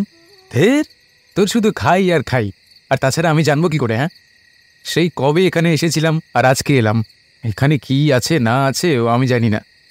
হ্যাঁ রে নয়ন, তুই নাকি ভূত খুঁজতে বেরোবি বলছিলি, তাহলে কখন বেরোবি? রাত তো হয়ে এলো। আরে রাত আর দেখলি কোথায় তুই? হ্যাঁ, এই তো একটু আগে সন্ধে হলো। আরে যেখানে তো দেখছি সন্ধে মানেই রাত, দেখছিস না চারপাশ কেমন ঘুটঘুটে অন্ধকার। তা যা বলেছিস তন্ময়। তাহলে চল না বেরিয়ে পড়ি। ফাস্ট ফুডের দোকান খুঁজতে খুঁজতে যদি একটা দুটো ভূত হয়ে যায় তাহলে তো ভালোই হবে। কি নিয়ে এত আলোচনা হচ্ছে শুনি? ওদের কথার মাঝে নয়নের দিদা চা ও তেলে ভাজা নিয়ে ঘরে ঢুকলো। নয়ন বলল, তেমন কিছু না দিতুন, দীপ্তকে দেখেই নিশ্চয়ই বুঝে গেছো যে ও কেমন পেটুক। সন্ধে হতে না হতেই ফাস্টফুডের দোকানের খোঁজ করতে লেগেছে। তোমাদের এসব ইঞ্জিরি কথা আমি বুঝি না বাপু। তাই সব ফুড টুড কি জিনিস? ফুড নয় গো দিদুন, ফাস্ট ফুড, মানে চাউমিন, মুগলাই, মোমো এইসব। না না, ওসব তোমাদের খেতে হবে না। আর এখানে ওসব পাওয়াও যায় না। চা খেয়ে নিচে এসো, মুড়ি মেখে দেব। আর আজ রাতে লুচি করব। ওসব চাউমিন টাউমিন খাওয়ার কোনো দরকার নেই। এই বলে চা ও তেলে ভাজার প্লেটটা রেখে দিদা ঘর থেকে বেরিয়ে যায়। ওরা লক্ষ্য করল দিদুনের মুখটা যেন কেমন শুকিয়ে গিয়েছিল। ব্যাপারটা ওদের কারোরই ঠিক বোধগম্য হলো না। ফাস্টফুডের কথা শুনে দিদুনের মুখটা এমন শুকিয়ে গেল কেন বলতো? মনে হলো কিছু একটা যেন লুকিয়ে গেল আমাদের থেকে। আমারও তেমনটাই মনে হলো, বুঝলি, কিছু একটা লুকিয়ে গেল দিতুন। আমি কিন্তু একটা রহস্যের গন্ধ পাচ্ছি, বুঝলি। রহস্য? তা কি রহস্যের কথা বলছিস তুই? সেটা তো এই বাড়ি থেকে বেরোলে তবেই বুঝতে পারবো। তাহলে চল, রহস্যে ভরা অ্যাডভেঞ্চার হয়ে যাক একটা, নাকি? কিন্তু বাড়ির কাউকে না বলে তো যেতে দেবে না, সেটা তো বুঝতেই পারলি। তাহলে এখন উপায়? টেনশন লেনে কা নেহি দেনে কা হ্যায়। হ্যাঁ মানে? মানে আবার কি? মানে লুকিয়ে বেরোতে হবে। কিন্তু আর কোনো কিন্তু নয়, চল আমরা এখন নিচে যাই, তারপর সুযোগ বুঝে বেরিয়ে পড়া যাবে। এরপর ওরা নিচে এসে দেখল দিদুন একটা মাঝারি মাপের গামলায় মুড়ি মেখেছে। তারপর সে মুড়ি মাখা বাটিতে বাটিতে করে ওদের সবার হাতে চলে গেল। খেতে খেতে নয়ন বলল, দাদু বলছিলাম আমরা একটু বেরোবো। এখন তোমরা আবার কোথায় বেরোবে? না মানে আসলে গ্রামে রাতের পরিবেশটা কেমন হয় তা তো আমরা কেউ কোনোদিন দেখিনি, তাই ইচ্ছে হচ্ছিল একটু আশেপাশটা ঘুরে আসি। না না, রাত হয়েছে অনেক, চলো, আর কোথাও যেতে হবে না, তোমরা বাড়িতেই থাকো। যাই না দাদু, কিছুক্ষণের জন্য যাব, একটু পরেই আমরা ফিরে আসবো। হ্যাঁ হ্যাঁ, যাই না দাদু। হ্যাঁ দাদু, যাই না। ওরা সবাই একসাথে চেপে ধরাতে দাদু আর না করতে পারল না। আচ্ছা ঠিক আছে, যাও, কিন্তু তাড়াতাড়ি ফিরে আসবে। কিন্তু গ্রাম কিন্তু তোমাদের শহরের মতো অত আধুনিক ও আলোকোজ্জ্বল নয়, বুঝলে তো। আর খবরদার একটা কথা বলে দিচ্ছি, স্টেশনের দিকে কিন্তু ভুল করেও যাবে না। ওরা তিনজনে বেরিয়ে পড়ল। তন্ময় বলল, আচ্ছা, নয়ন দাদু স্টেশনের দিকে যেতে বারণ করলো কেন বলতো? ওই এই সময় দ্রুতগতিতে মালগাড়ি যায়, তাই হয়তো সাবধান করেছে। না না, আমি কিন্তু একটু রহস্যের গন্ধ পাচ্ছি, বুঝলি। হ্যাঁ, তুই তো সব জায়গাতেই রহস্যের গন্ধ পাস। গোয়েন্দা গল্পের বই পড়ে তুইও তো একটা আস্ত গোয়েন্দা হয়ে গেছিস। হ্যাঁ হয়েছি, বেশ করেছি, কিন্তু আমার মন বলছে স্টেশনের দিকে গেলে আমরা কিছু একটা তো পাবোই। এই না না, শোন শোন শোন, দাদু যখন বারণ করেছে তখন ওই দিকটা যাওয়ার তো দরকার নেই, থাক না। কি আমার বাদ্যা ছেলে এলেন রে, এমন করছিস যেন বাড়ির লোকের অনুমতি ছাড়া তুই কিছুই করিস না। অনিমার সাথে যে প্রেম করছিস তোর বাড়ির লোক জানে? এটা কিন্তু খুব খারাপ হয়ে যাচ্ছে তন্ময়, তুই কিন্তু এবার ব্ল্যাকমেল করছিস আমাকে। করেছে তো বেশ করেছে, এবার চল, আর না করিস না। এত করে বলছিস যখন, চল। হ্যাঁ, ঠিক এই বিষয়টাকে আমরা কৌতূহল বলে থাকি। যেখানে নিষেধাজ্ঞা, ঠিক সেখানেই বারবার ছুটে যেতে চায় মন। সেই অজানাকেই জানতে চায় যা কখনো জানা হয়নি, কিংবা যা জানলে হয়তো বিপদ আছে। আর ঠিক এই কৌতূহলই ওদের টেনে নিয়ে চলল স্টেশনের দিকে। মোবাইলের ফ্ল্যাশ লাইট জ্বালিয়ে হাঁটছিল ওরা। চারিদিকে ঘুটঘুটে অন্ধকার। মেঘ করেছে বোধহয়, একটু পরেই হয়তো বৃষ্টি নামবে। বর্ষাকালে বৃষ্টিটা আসা অস্বাভাবিক কিছু নয়। আকাশের দিকে তাকিয়ে নয়ন বলল, বৃষ্টি আসবে মনে হচ্ছে রে, সঙ্গে ছাতাও তো আনা হলো না। চল না বাড়ি ফিরে যাই, কাল না হয় আসবো আবার। তুই এত ভীতু কেন রে নয়ন? আমরা সঙ্গে আছি বলে বৃষ্টি তোর কাছে ভয়ের কারণ হয়ে যাচ্ছে। আর আমাদের জায়গায় যদি অনিমা থাকতো তাহলে তো এই বৃষ্টি কি রোম্যান্টিক ওয়েদার হয়ে যেত, কি তাই না? এই আবার খুব খারাপ হয়ে যাচ্ছে কিন্তু এবার। এই হ্যাঁ রে, জানি সত্যি কথা সবসময় সবারই খারাপ লাগে রে। আরও খারাপ হবে যদি তুই আর একবার ব্যাগরা দিস। দীপ্ত এবার বেশ চটে গেল, বিরক্তি প্রকাশ করে বলল, তোরা একটু মুখটা বন্ধ করে হাঁটবি কি? তোদের কথার পাকে পড়ে আমার আবার খিদে পেয়ে গেল। এই একটা রাক্ষস এসে জুটেছে রে, সারাদিন শুধু খাই খাই আর কোনো কাজ নেই এর। এটা কিন্তু খুব খারাপ হয়ে যাচ্ছে তন্ময়। এতদিন পেটুক বলতিস, মেনে নিয়েছি, তারপর রাক্ষস বলবি? কি রে তন্ময়, এতক্ষণ তো আমাকে অনেক কথা বলছিলি, এবার যে তোরা ঝগড়া করছিস এই বেলা সময় নষ্ট হচ্ছে না? হ্যাঁ, তোরা মাঝ রাস্তায় দাঁড়িয়ে ঝগড়া কর, আমি চললাম বাড়ি। এই আরে আরে দাদা, বাড়ি যাবি মানেটা কি? দাদুকে এত করে পুটিয়ে বাইরে বেরোলাম, বাড়ি যাও বললেই হলো। সমস্ত সুযোগটাই হাতছাড়া হবে আশঙ্কা করে দীপ্ত তড়িঘড়ি বলল, এই নয়ন, তুই আর রাগ করিস না, আমরা ঝগড়া করবো না, চল চল চল। খুনসুটি পর্ব শেষ করে অবশেষে ওরা স্টেশনে এসে পৌঁছল। স্টেশন চত্বরও তৎসম অন্ধকার। লোডশেডিং হয়েছে বোধহয়। ঝড় বাদলের দিনে গ্রাম্য এলাকায় লোডশেডিং হওয়াটা কোনো আশ্চর্য ব্যাপার নয়।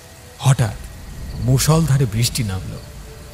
ওরা তিনজন এসে দাঁড়ালো যাত্রী প্রতীক্ষার জন্য প্রস্তুত করা টিনের চালাটির নিচে। কিরে, বলেছিলাম না বৃষ্টি নামবে? মিলল তো আমার কথা। এবার বোঝ ঠেলা, এখানে এই বৃষ্টির মধ্যে দাঁড়িয়ে থাকতে হবে। কখন বৃষ্টি থামবে তারও কোনো ঠিক নেই। তোকে তখন অতগুলো কথা বললাম ঠিকই, কিন্তু সত্যি গতি ভালো ঠিকছে না রে।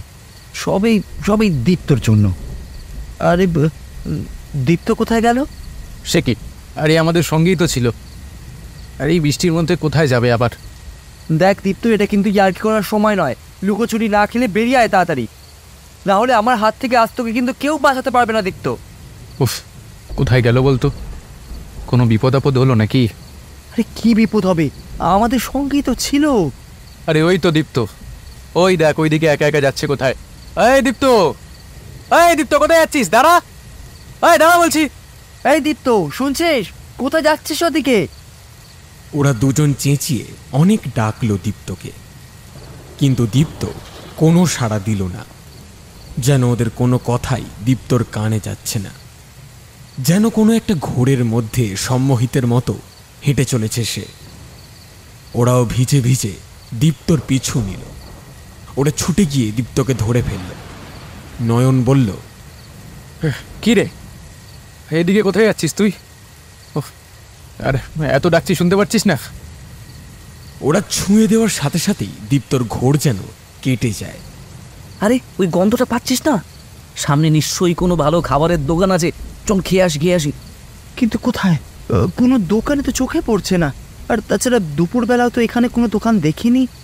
তোরা কি সত্যিই কোনো গন্ধ পাচ্ছিস না? না, গন্ধ হ্যাঁ পাচ্ছি। হ্যাঁ রে, গন্ধটা পাচ্ছি আমি, কিন্তু কোথা থেকে আসছে বলতো এই গন্ধটা? ওরা সেই গন্ধের পিছু ধাওয়া করে সেই গন্ধের উৎস সন্ধানে এগিয়ে যেতে লাগলো। অবশেষে গন্ধের উৎপত্তি স্থলে এসে থামল। স্টেশনের পাশেই মাঝামাঝি অংশে একটা ঝুপড়ি দোকানে। অন্ধকারে ভালো করে দোকানের ভেতরটা দেখা যায় না। একটা টিমটিমে হ্যারিকেন চলছে শুধু। ওরা তিনজন বৃষ্টিতে সম্পূর্ণ ভিজে।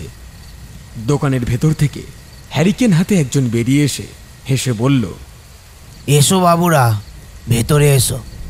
অল্প আলো আঁধারিতে তার হাসির কারণে বেরিয়ে আসা সাদা সাদা দাঁতগুলোকে দেখে কেমন যেন মনে ভয় ধরে যায়। ওরা তিনজন কোনো কথা না বলে চুপচাপ ভেতরে এসে একটি বেঞ্চে বসে পড়ে। দোকানে আপাতত ওরা তিনজন ছাড়া আর কেউ নেই। কেউ কি দোকানটার বিষয়ে জানে না, নাকি বৃষ্টির জন্য খদ্দের আসেনি, কে জানে। এই সব ভাবনার জাল ছিন্ন করে লোকটি বলে উঠল, কি খাবে বাবুরা? গন্ধটা ওদের নাকে এখন যেন আরো জোরালো হয়ে ধরা দিচ্ছে। দীপ্ত আর নিজেকে আটকে রাখতে পারল না। উত্তেজিত হয়ে সে বলল, কি কি আছে? পরোটা, কচুরি, মোগলাই, আরো অনেক কিছুই আছে, কিন্তু চাউমিনটাই এখানে স্পেশাল বাবু। ঠিক আছে, আপনি চাউমিনই নিয়ে আসুন। কিছুক্ষণের মধ্যেই ওদের তিনজনের সামনে 3 প্লেট ধোঁয়া ওঠা চাউমিন চলে এলো। আবছা আলো আধারিতে খাবারটা ভালো মতন দেখা যাচ্ছে না, কিন্তু খাবারটা যে চাউমিন সেটা বোঝা যাচ্ছে। ওদের মোবাইলগুলো জলে ভিজে লক হয়ে গিয়েছে, না হলে মোবাইলের ফ্ল্যাশ জেলি খেতে পারত ওরা। খাবার দেখেই দীপ্তর জিভে জল চলে এলো। তন্ময় আর নয়নের অবস্থাও এর বাইরে নয়। খাবারের সেই গন্ধটা এবার যেন আরো জোরালো হয়ে উঠেছে। দীপ্ত আর লোভ সামলাতে পারল না। লাল রঙের বোতলটা থেকে চাউমিনে সস ঢেলে সে সবার আগে খেতে শুরু করলো। তন্ময় এখনো চাউমিনের প্লেটটার দিকে তাকিয়ে রয়েছে, বৈজ্ঞানিক দৃষ্টি নিয়ে কি যেন বোঝার চেষ্টা করে চলেছে। নয়ন সসটা খুব একটা পছন্দ করে না, তাই সে সস ছাড়া এমনিই খেতে আরম্ভ করলো চাউমিনটা। তন্ময়ও এক সময় সসের বোতল থেকে সস ঢেলে খেতে আরম্ভ করলো। খেতে খেতে হঠাৎ দীপ্তর কানের পাশে কেউ যেন বলে উঠল, কিরে, একা একাই খাবি? আমাকে দিবি না? দে না রে আমাকে, আমার রক্ত মাখা চাউমিন খেতে খুব ভালো লাগে।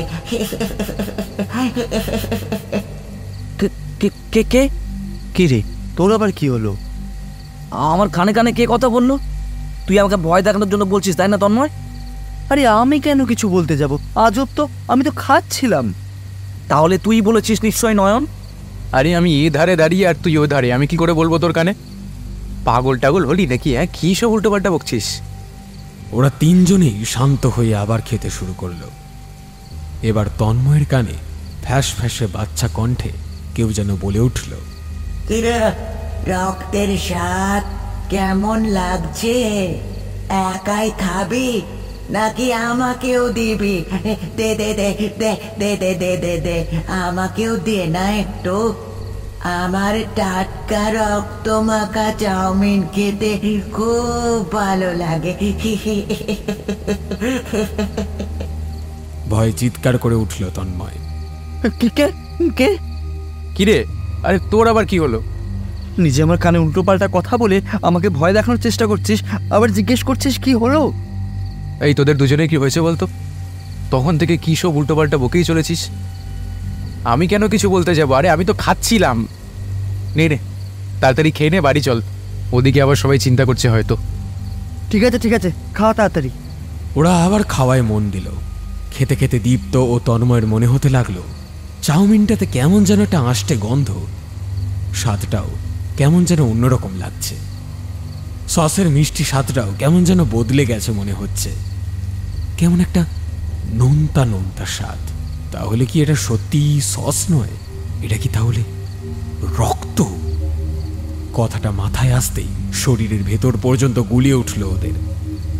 হুড় করে পাতের ওপরই বমি করে দিল ওরা। ওদের বমি করা দেখে ঘৃণায় নয়নেরও বমি চলে এলো।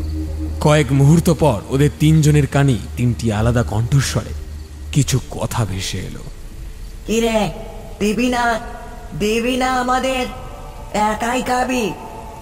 আমাদের যে টাটকা রক্ত খেতে খুব ভালো লাগে। দে না রে, দে না রক্ত।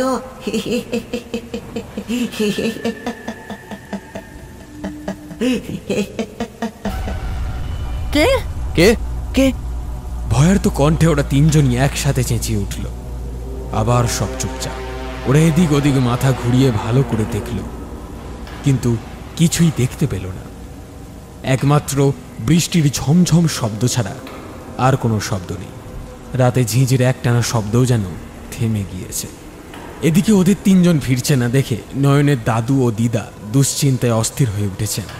নয়নের দিদা তার ছেলেকে বললেন, ছেলেগুলো অনেকক্ষণ বেরিয়েছে, এখনো ফিরল না। এই দুর্যোগের রাতে অচেনা জায়গায় কোথায় গেল ছেলেগুলো? কে জানে, কোনো বিপদ আপদ হলো না তো আবার? খোকা, তুই একবার এগিয়ে গিয়ে দেখ না, কোথায় গেল ছেলেগুলো? হ্যাঁ মা, আমি রতনকে নিয়ে যাচ্ছি, দেখছি কোথায় গেল ওরা। না না খোকা, দাঁড়া, আমি তোদের সাথে যাব। কিন্তু বাবা, তুমি এত রাতে। আমাকে বাধা দিস নি খোকা, আমার মন বলছে ওদের খুব একটা বড় বিপদ হয়েছে। তোরা একা সামলাতে পারবি নি, আমি যাই তোদের সাথে। ঠিক আছে বাবা, তাড়াতাড়ি এসো। হ্যারিকেন, টর্চ ও ছাতা নিয়ে ওরা তাড়াতাড়ি বেরিয়ে পড়ল। এদিকে নিঝুম অন্ধকারে ভয়ে হাত পা ঠান্ডা হয়ে এসেছে। হঠাৎ বিকট ফ্যাস ফ্যাসে হাসির শব্দে ভরে উঠল চারিদিক। ওরা একে অপরের আরো কাছাকাছি সরে এসে ভয়ে ভয়ে বলল, কারা তোমরা? কেন আমাদের ভয় দেখাচ্ছ? সাহস থাকলে সামনে এসো। রাতের সেই ঘন কালো জমাট বাঁধা অন্ধকার যেন একসাথে পুঞ্জীভূত হয়ে ঘুরপাক খেতে লাগলো ওদের চোখের সামনে। একটা ছড়ার মতো কয়েকটা লাইন বাতাসে ভেসে এলো মনে হলো। বাতাস ভারী হয় যখন রাতের আকাশে, খাবারের গন্ধ তখন চারিদিকে ভাসে। একবার যদি তারে নিয়ে নাও ঘ্রাণ, অবশ্যই যাবে তবে তোমার পরাণ। বিকট হাসির শব্দে ভরে উঠল চারপাশ। সেই ঘূর্ণায়মান অন্ধকারের জোটা পিণ্ড এক সময় ছায়া ছায়া মানব শরীরের রূপ নিল। একটা নয়, তিনটে কালো অন্ধকারের ছায়া অবয়ব। তাদের দেখে বোঝাই যাচ্ছে তারা এই নশ্বর জগতের কেউ নয়। তিনজনের মধ্যে একটি মহিলা ও একটি পুরুষ, আর একটা বাচ্চা যার ঘাটটা একদিকে কাত হয়ে গেছে। ওদের চোখগুলো টকটকে লাল ভাটার মতো জ্বলছে। মুখে লেগে আছে অদ্ভুত এক রহস্যময় হিংস্র হাসি। কালো অবয়বের উপর ওই সাদা দাঁতের শাড়ি দেখে যে কোনো দুর্বল মানুষের প্রাণ পাখি খাঁচা ছাড়া হওয়ার কোনো অসম্ভব ব্যাপার নয়। ধীরে ধীরে সেই তিনজন ছায়ামূর্তি এগিয়ে আসতে লাগলো ওদের দিকে। ওরা তিনজনও এক পা করে পেছনে পিছিয়ে আসতে লাগলো। ছায়ামূর্তি তিনটে খাবারের থালার সামনে এসে ওদের সেই বমি করা খাবারগুলোকেই দু হাতে তৃপ্তি করে খেতে লাগলো। সেই ঘটনা দেখে ওদের গা গুলিয়ে এলো আবার। শরীর ঝিমঝিমিয়ে উঠছে সেই বিভৎসতা দেখে। এমন ভয়ঙ্কর দৃশ্য এর আগে ওরা কোনোদিন দেখেনি। এমনকি এরকম ঘটনা যে সত্যি ঘটতে পারে তা কোনোদিন কল্পনাতেও আসেনি ওদের। দীপ্ত ও তন্ময় তো কোনোদিন ভূত বা অশরীরী কিছুতে বিশ্বাসই করত না, কিন্তু আজ ওরা নিজেদের চোখের সামনে যা দেখছে তাকে অস্বীকার করবে কি করে? এই ঘটনার কোনো রকম ব্যাখ্যাই খুঁজে পাচ্ছে না ওরা। খাওয়া শেষ করে সেই ছায়ামূর্তি তিনজন এগিয়ে আসতে লাগলো ওদেরই কাছে। ওরা পালাবার চেষ্টা করল, কিন্তু পালাতে পারল না। ওদের পা কেউ যেন জোর করে গেঁথে দিয়েছে মাটির মধ্যে। পা নাড়াতে পারছে না ওরা, যেন পৃথিবীর সমস্ত ভার এসে পড়েছে ওদের পায়ের ওপরে। ভয়ে বরফের মতো শীতল হয়ে আসছে ওদের শরীর। পালাবার আর কোনো পথ খোলা নেই। অশরীরী তিনজন ততক্ষণে এসে দাঁড়িয়েছে ওদের একেবারে সামনে। তাতে সেই বিভৎস হাসি ওদের শরীরের রক্ত জল করে দিচ্ছে। তারা এখন ওদের আরো কাছে চলে এসেছে। এক সময় সেই ছায়ামূর্তি তিনজন ওদের নাগাল পেয়ে গেছে। বিভৎস স্বরে সেই বাচ্চাটি বলে উঠল, রক্ত খাবো, মাংস খাবো, খেতে মজা পাই। তোদের আছে টাটকা রক্ত, বাঁচার উপায় নাই। রক্ত। সেই অশরীরী বাচ্চাটি এতক্ষণে দীপ্তর হাত ধরে ফেলেছে। কিছুক্ষণ আগেই পিছিয়ে পালাতে গিয়ে ধারালো কিছুতে দীপ্তর হাতের কনুইয়ের কাছটায় কেটে গিয়েছিল। সেই কাটা অংশ থেকেই রক্ত গড়িয়ে এসে পড়ছিল আঙুলের ডগাবে। বিভৎস দেখতে বাচ্চাটির চোখ সেই দেখে চকচক করে উঠল। লোভে তার জিভ থেকে লালা ঝরে পড়ল মাটিতে। বাচ্চাটি তার লালায়িত জিভ দিয়ে দীপ্তর হাতের রক্তটা চেটে নিল। ভয়ে শিরশিরিয়ে উঠল দীপ্তর সারা শরীর। ওরা তিনজনে এক প্রকার ধরে নিয়েছে যে আজই এই পৃথিবীতে ওদের শেষ দিন। এই অশরীরীদের থেকে বাঁচার আর কোনো উপায় নেই। ঠিক সেই মুহূর্তেই বাইরে থেকে টর্চের আলো এসে পড়ল সেই কায়াহীন ছায়া অবয়বগুলোর ওপর। সাথে সাথে মুখ বিকৃত হয়ে গেল সেই অবয়বগুলো। নয়নের দাদু জপের মালা হাতে নিয়ে মন্ত্র জপ করতে লাগলো। সেই অশরীরীরা আরো হিংস্র হয়ে গর্জন করে উঠল। ততক্ষণে ওরা খেয়াল করল ওদের পা এখন হালকা হয়ে এসেছে। নয়নের মামা বলল, তোরা তাড়াতাড়ি বাইরে আয়। ওরা বিমোহিতের মতো কোনো ক্রমে বাইরে বেরিয়ে এলো। কারো শরীরে যেন সার নেই।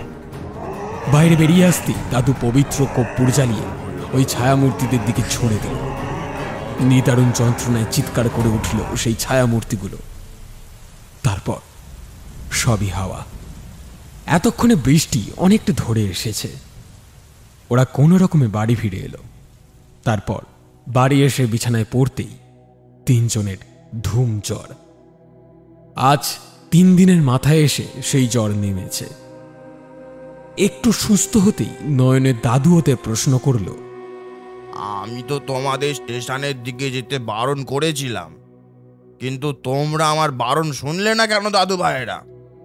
তোমাদের কত বড় বিপদ হতে পারতো বলো তো? তোমাদের যদি কিছু হয়ে যেত তাহলে তোমার বাবা মায়ের কাছে আমরা কি জবাব দিতাম? সব আমার দোষ দাদু। নয়ন কিছুতেই যেতে চাইছিল না, আমি জোর করে ওকে নিয়ে গেছি। আচ্ছা, তোমরা কি কোনো গন্ধ পেয়ে ওখানে গিয়েছিলে? হ্যাঁ দাদু, আমরা খাবারের গন্ধ পেয়েই খুঁজতে খুঁজতে ওখানে পৌঁছেছিলাম। তার মানে আমি ঠিকই ধরেছি, ওরা এইভাবেই খাবারের গন্ধের দ্বারা মানুষকে ডেকে নিয়ে যায় ওদের কাছে। কিন্তু দাদু, আসলে কারা এই অশরীরীরা? তাহলে শোনো। নয়নের দাদু পূর্বের সমস্ত ঘটনাই ওদেরকে বলল। দাদুর কথা শুনে তন্ময় বলল, সত্যি খুব করুণ এই ঘটনা। দেখ দীপ্ত, তুই রোজ রোজ কত খাবার নষ্ট করিস, আর আমাদের দেশে পিকলুর মতো কত ছেলে খেতেও পায় না। দীপ্ত এতক্ষণ কোনো কথা বলেনি। তন্ময়ের কোনো কথাই যেন ওর কানে যায়নি। সবাই দীপ্তর দিকে তাকিয়ে দেখলেও দীপ্ত এক দৃষ্টিতে সিলিংয়ের দিকে তাকিয়ে রয়েছে। তার চোখ দুটো কেমন যেন হলদেটে লাল বর্ণ ধারণ করেছে। মুখে লেগে রয়েছে একটা বাঁকা হাসি।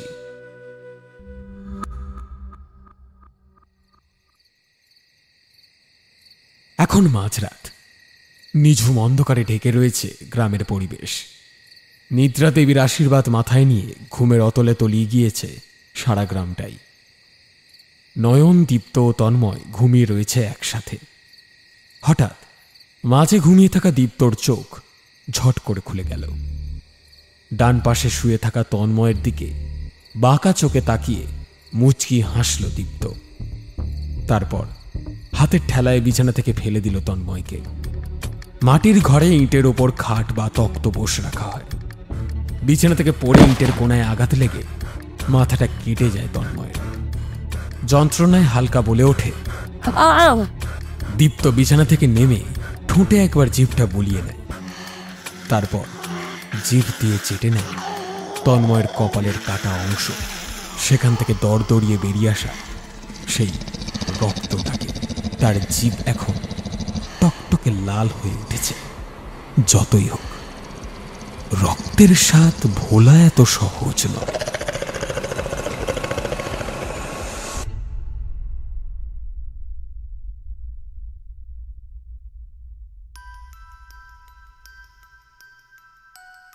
শুনছিলেন আজকের গল্প খিদে। গল্পকার সূর্য মাইতি। গল্প পাঠে লোক এবং মামার চরিত্রে আমি সায়ন, পিকলু অঙ্কিতা, পৌশালী মোহর, সন্তোষ এবং দাদু রাহুল, ওয়েটার এবং কর্মচারী সূর্য, তন্ময় বাল্মীকি, নয়ন এবং বুলাই নীল, দীপ্ত সুমিত, দিদা মৌমিতা, অশরীরী পিগলুর চরিত্রে সূর্য শঙ্কর। পর্ব পরিচালনা এবং গল্পের সূত্রধার আমি সায়ন। সমগ্র গল্পের আবহ সঙ্গীত এবং স্পেশাল এফেক্টসে সূর্য। Poster design Murali. আমরা অসংখ্য ধন্যবাদ জানাই গল্প লেখক শ্রী সূর্য মাইতিকে আমাদের এই উদ্যোগে পাশে থাকার জন্য। কেমন লাগলো আমাদের আজকের গল্প জানান আমাদের কমেন্ট বক্সে। গল্পটি ভালো লেগে থাকলে লাইক এবং শেয়ার করতে ভুলবেন না। আমাদের গল্প নিয়মিত শুনতে হলে চ্যানেলটিকে সাবস্ক্রাইব করে দেবেন। আবার একটি নতুন গল্প নিয়ে খুব শীঘ্রই হাজির হচ্ছি আমরা। ততক্ষণ বি সেফ, স্টে কানেক্টেড।